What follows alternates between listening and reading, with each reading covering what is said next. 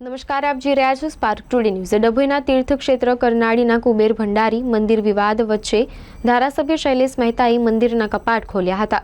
25 વર્ષથી દર માસની એકાદશીએ દર્શને જતા ધારાસભ્યએ પહેલીવાર અમાસે મંદિરના કપાટ ખોલવાનો લાહવો મળ્યો હતો।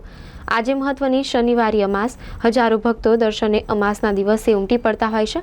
મંદિરના ટ્રસ્ટીઓના વિવાદ વચ્ચે ડભોઈના ધારાસભ્ય શૈલેષ મહેતાએ રાત્રે 12 કલાકે મંદિરના કપાટ ખોલી અમાસના દર્શન ખુલ્લા મૂક્યા હતા। નાણાકીય વ્યવહારો અને વહીવટ મુદ્દે ચેરિટી કમિશનનો વચગાળાનો હુકમ છતાં મંદિરના પૂજારીઓને છૂટા કરાતા વિવાદ વકર્યો હતો। અમાસના દિવસે જૂના પૂજારીઓને મંદિરમાં પ્રવેશ બંધી થતા પૂજારીઓએ વિરોધ કર્યો હતો। પોલીસનો ચુસ્ત પોલીસ બંદોબસ્ત ગોઠવાયો હતો। બંદોબસ્ત વચ્ચે હજારો ભક્તો અમાસના દર્શને પહોંચતા ટ્રસ્ટી મંડળ અને પૂજારી વચ્ચે વિવાદ ન સર્જાય માટે ધારાસભ્ય કુબેર મંદિર દોડી આવ્યા હતા। કપાટ ખોલી દર્શન ખુલ્લા મૂક્યા બાદ ભક્તોએ શિવજીના દર્શન કર્યા હતા। પૂજારીઓ સાથે બેઠક કરી મામલો શાંત પાડ્યો હતો। નવા ટ્રસ્ટી મંડળની રચના બાદ 5 ટ્રસ્ટીઓના 2 ભાગલા થયા। 3 સ્થાનિક ટ્રસ્ટી અને 2 નિરંજની અખાડાના સંતો વચ્ચે કરનાળી મંદિરનો વિવાદ, જેમાં મધ્યસ્થીથી સુખદ સમાધાન આવશેનું ધારાસભ્યએ જણાવ્યું હતું।